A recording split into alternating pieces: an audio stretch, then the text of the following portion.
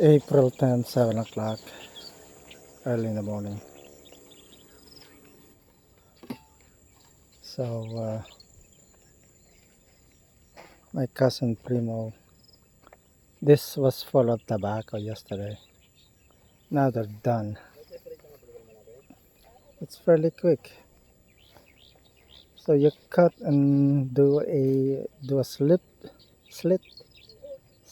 small side cut to the stalk,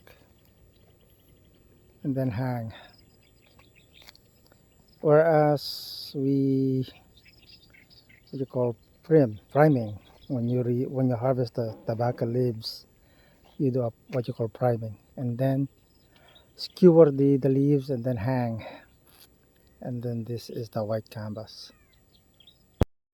During the day, the sun infrared will be trapped inside the barn, and then at night it's closed, and to protect against rain and any type of rain calamity.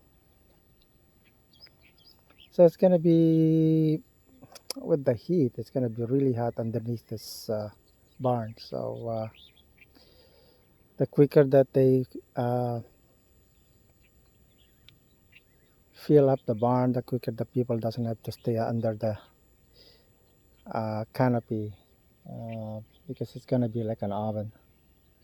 So they're almost completely, not almost, but it's almost full, and now starting to fill up this one. Now why this one? It's because the leaves are smaller. So the leaves here are larger. So we do a pre-sort, and then the leaves here are smaller. So you do, and so on and so forth.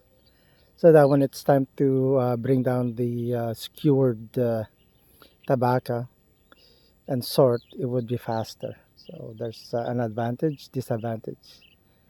So my cousin Primo. So I was talking to my cousin Primo. So this is his tobacco. So I interviewed him, and I asked him process and procedure here with broadleaf. So broadleaf is for making cigars. So quite an interesting conversation I have with him. Learned quite a bit. My cousin Primo says that it takes 45 days for these to cure. So this is almost ready to be brought down. So here in the field, or on the field, is where they remove the individual leaves, sort, and then box, then weighed, and then bring to Kawayan, or Reina Princesa, I think is the place. The Alpi company there. From there, it goes to La Union, and then transshipped it to the different nations of the world. So yeah, so I'm just curious about the condition of the leaves. The leaves are not, how you say, they're soft, and they are not crispy. Um, Although they are somewhat, but they're not as crispy as the one I saw over there to the east of this place. So I thought, maybe a different kind of tobacco, but these are used for cigars. So these are sorted with defect like these holes, but they can be used for other tobacco product. So just something to know and learn.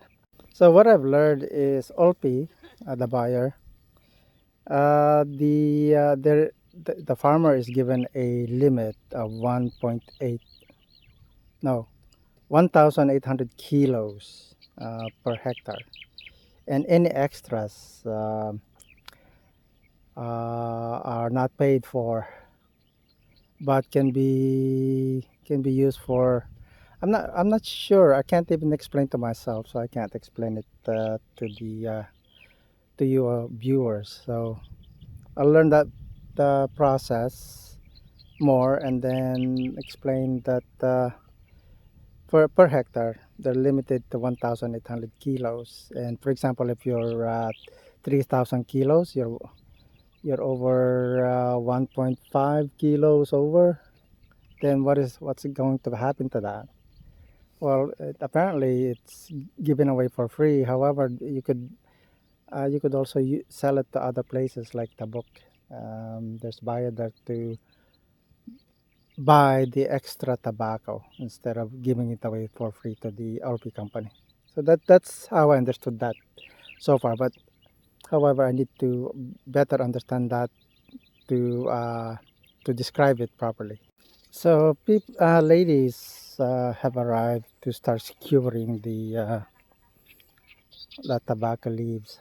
So yeah, time consuming, needs to be done. Somebody has to do it. So the ladies are busily skewering the tobacco leaves, and then it goes into the barn.